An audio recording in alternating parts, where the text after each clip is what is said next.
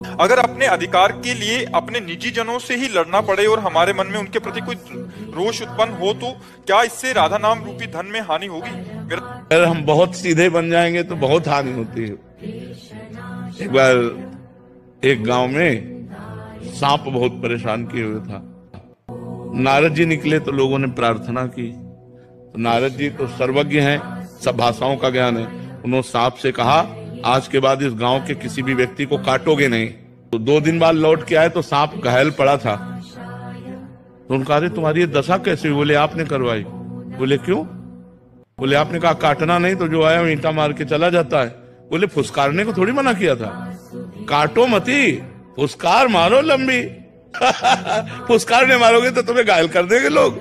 अगर फुसकार की जरूरत ना हो तो आपको लोग बेवकूफ मानेंगे, आपको लोग पागल मानेंगे, आपको आपकी दयालुता और कृपालुता को आपको बुद्धू मानेंगे लोग। संसार का ऐसा क्षेत्र है, इसमें धर्म पूर्वक निर्णय किया जाता है। हाँ, कहीं ऐसे ठीक है, आप ले जाओ, खाओ पियो, लेकिन अगला कदम अगर उनका बढ़े तो फिर उसका विरोध होना चाहिए। क्योंकि वो चाहते हमारा विरोध करो, तो जो ऐसे चाहने वाली क्रिया करे तो फिर उनको फुसकार वाली, वही नारद जी वाली बात दिखा देनी चाहिए कि फुसकार करना चाहिए, अंदर से क्रोध नहीं करना चाहिए। देखो घर परिवार का, उसमें महाराज जी कैसे? हाँ, तो क्रोध का अभिनय करना होगा महाराज जी, लेकिन मैं उनका दिल भी नहीं दुखाना चाहता, मतलब मैं खोना नहीं चाहता हूँ छोटी सी जमीन के लिए या फिर किसी और भी। हाँ, तो छोड़ देना चाहिए, फिर उस विषय को ही छोड़ देना चाहिए कि आपको जो लेना है आप ले लीजिए और शांति से रहिए, आनंद से रहिए।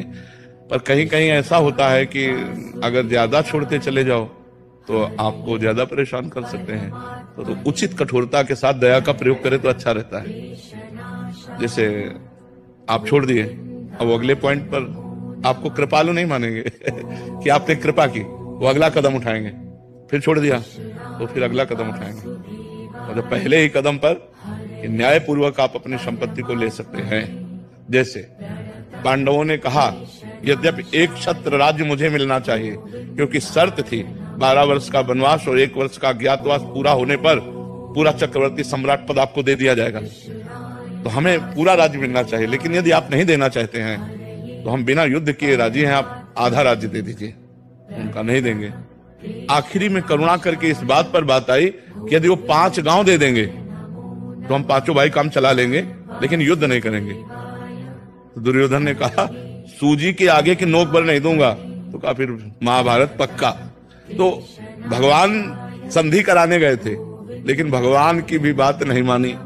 तो जब ऐसी जहां मूर्खता हो वहां फिर ज्यादा दया नहीं दिखानी चाहिए।